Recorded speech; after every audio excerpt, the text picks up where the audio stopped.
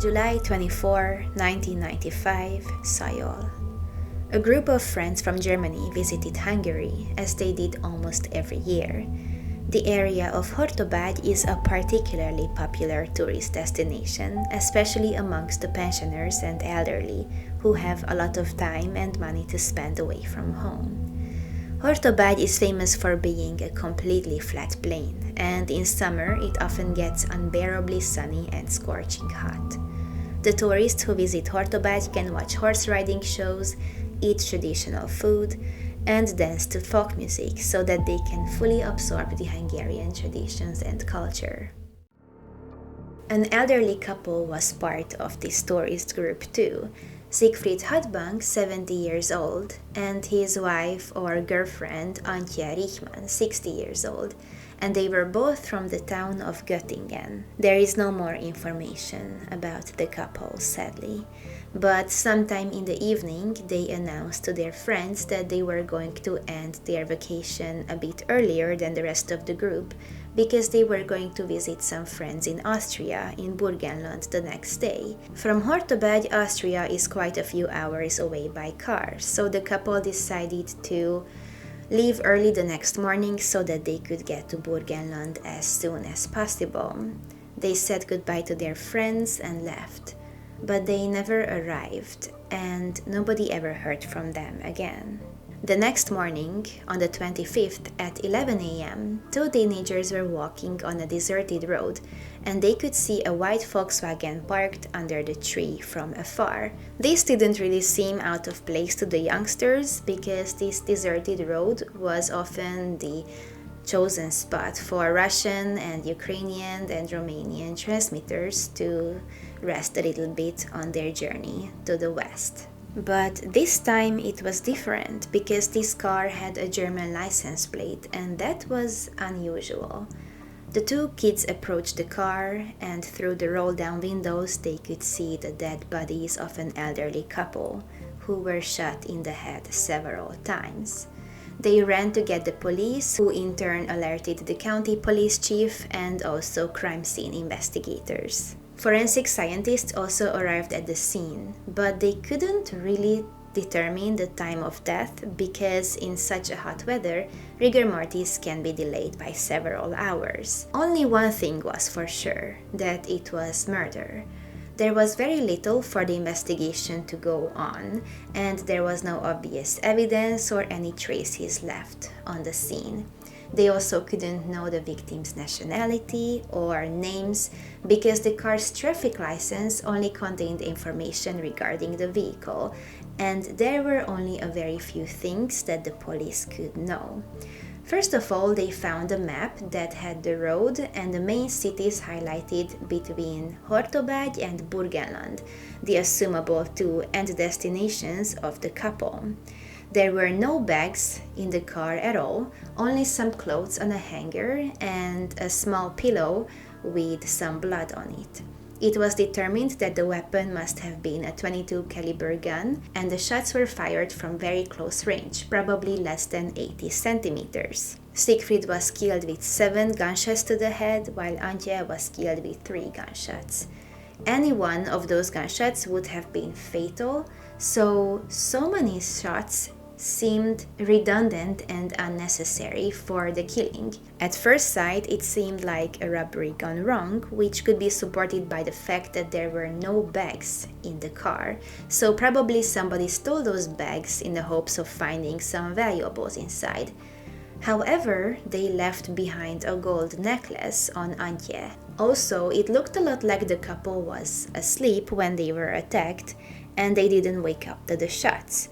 We can assume this because there was a pillow under Siegfried's head, his feet were under the pedals, and their seats were reclined, and all of the windows were fully rolled down.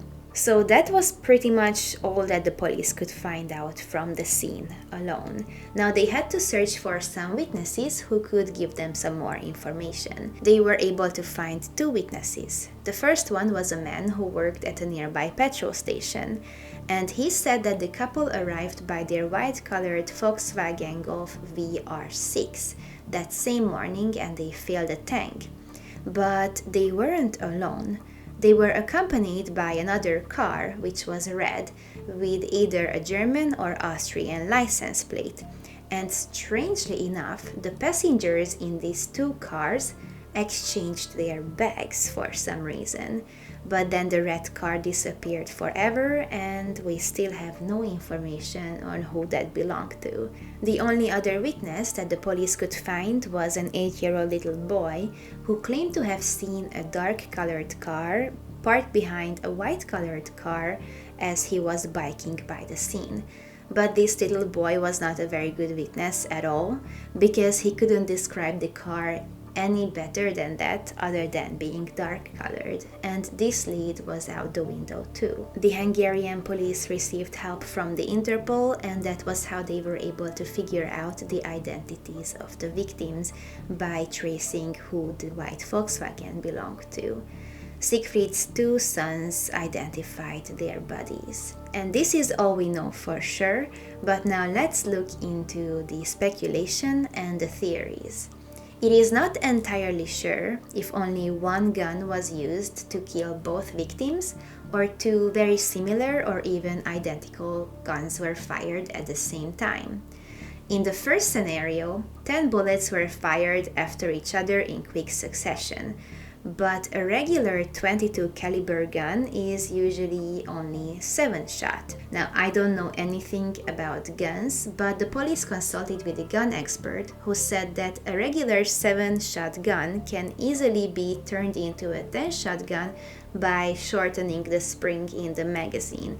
I have no idea what that means. But at the time, the most common and readily available gun in Hungary was a Russian Soyuz, and it is known to be quite a silent gun, so that the people in the town probably wouldn't have heard the gunshots. But if only one gun was used, then surely the victim who was getting killed later would have woken up to the other person being murdered. And let's say that Siegfried gets shot in the head first 7 times.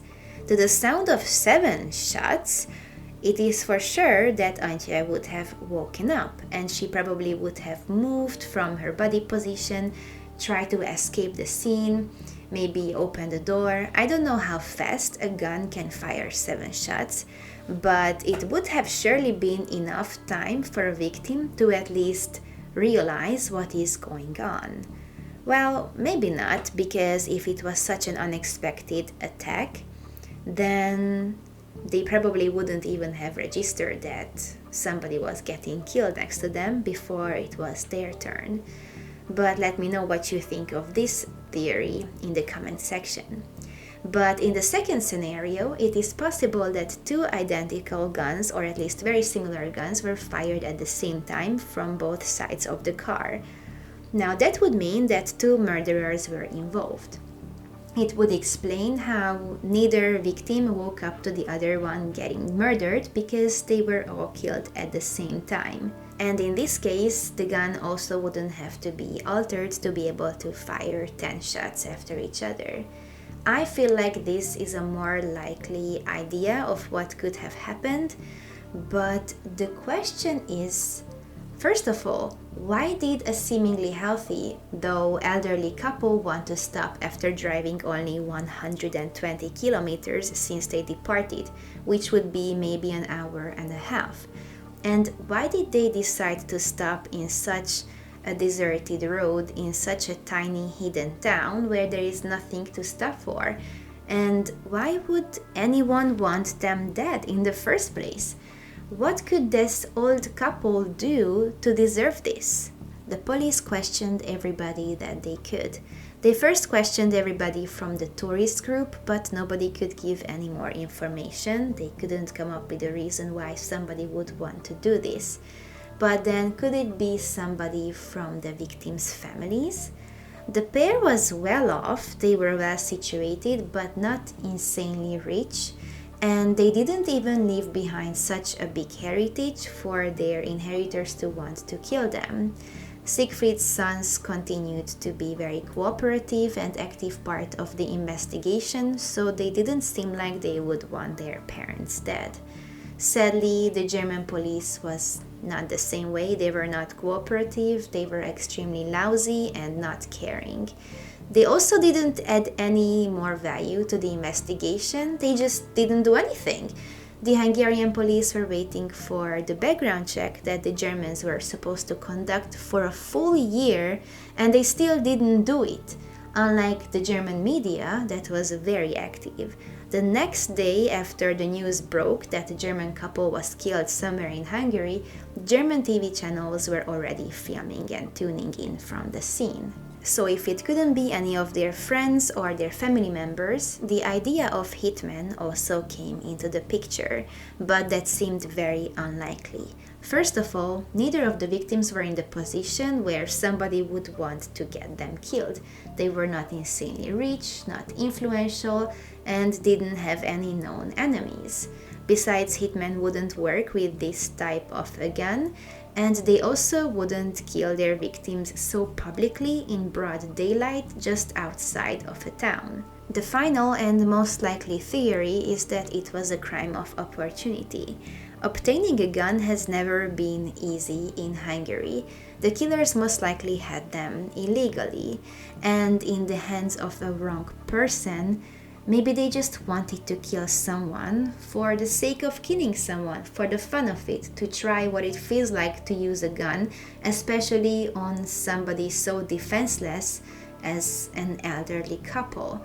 Maybe the murderers were just psychopaths who just wanted to kill somebody that they didn't have to work hard to overpower. And this is the key. They could have been robbed without killing them. The murder just seemed so pointless, all the more because none of the things that were taken from the scene were of any real value at all. They took some leather bags, they took a Canon camera, their passports, and a golden and silver watch, and the car keys, and that's it. I would think that these items were just simply not valuable enough to kill for. But it is also likely that the killers were familiar with this area because they were not shy to kill somebody from about 200 meters outside of the town in broad daylight. Here is the police's most plausible theory.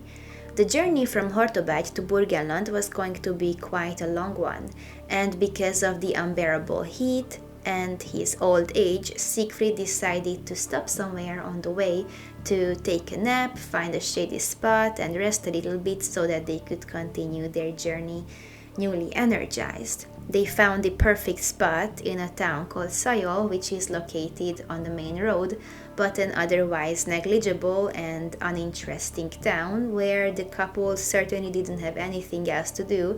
They had no business going there other than taking a rest. So they searched for a deserted road somewhat outside of the town, where the main road and the houses were only about 200 meters away. So it was still a well-frequented place. People still went there on foot and by car. It wasn't hidden by any means, it just wasn't so in the center of the town. They stopped the car under the cool shade of a big tree, and they rolled down every window to let some fresh air in, reclined their seats, and got ready to take a quick nap and rest a little bit. Then, when the couple was already asleep, an assumably dark-colored car came by and parked behind the Volkswagen. Whoever were inside, they saw that it was a German elderly couple through the rolled-down windows, and they saw that they were defenseless, unsuspecting, and probably had some valuables to steal. So the killers took out their guns that they most likely had illegally, and they just wanted to see what it feels like to kill someone, and placed the guns very near to the victim's head and fired at the same time. Then they robbed the couple. They took their bags, the passports, all the cash that they had, a Canon camera, and the watch that was made of both gold and silver, and also the car keys. Then they left the scene and they were never seen again. And here are my 2 cents very quick. In Hungary, getting a gun is very hard. Pretty much only policemen, soldiers, and hunters can get it, and Civilians can only get a gun license if they have a very specific and good reason for it, and they are waiting for the license to be issued after several months. So whoever had this gun really most likely had it illegally, and they probably had it with the intention of killing people. Because it is not like the USA where you can keep a gun just for self-defense. It is not a right here to defend yourself with a gun. So whoever had a gun here is most likely doing it so that they can kill somebody. And I think that it was a crime of opportunity committed by people who were already looking for that opportunity. In my mind, I imagine these people as psychopaths who are looking around for trouble. And my reason for thinking that is that they killed the couple before they even robbed them. If they were just petty thieves who wanted to take the camera and the money from the car, they probably could have done so without even waking the couple, but they could have just robbed this couple without killing them. They did not have to die. And if in the end, for some reason, the robbers thought that it was best getting rid of the witnesses, then they would have killed them afterwards. But no, they first killed the victims and then they took whatever they had. I feel like the murderer or murderers just wanted to kill somebody, and taking the things from the car was just a cherry on top for them. But let me know what you think of this down below as well. But in the end, the couple was laid to rest in the Göttingen graveyard on a Wednesday, I believe on the 2nd of August at 10 a.m. And the Hungarian police continued their investigations for several months to come. They were optimistic and hopeful because they had quite a few leads to go on, but eventually the case went cold and the murders of Siegfried and Antje is still unsolved, almost 27 years later. Now that is the end of this case, and I wish I could tell you more. I wish I could give you more tips and leads and information, but I can't. This is all that could be unearthed throughout this investigation, and I'm just very sad for how this elderly couple died. They just came here for a fun vacation with their friends, and they were going to go on to see more of their friends. They just wanted to enjoy the prime of their lives after they have worked their whole lives, but they couldn't. This was taken from them, and for what? What were they killed for? For a camera? For some leather bags? Why did they have to die? Unsolved cases like this are just making me stay up all night thinking about how this could have happened to anyone. This could be any of us, and there is no reason and rhyme to it. But let me know your thoughts about this case down in the comment section, and please like this video if you liked how I presented it, and don't forget to subscribe and turn on the notification. I can't speak. Don't forget to subscribe because it's good for you. You can see videos from me every other week, and I thank you very much for coming. I see you next time.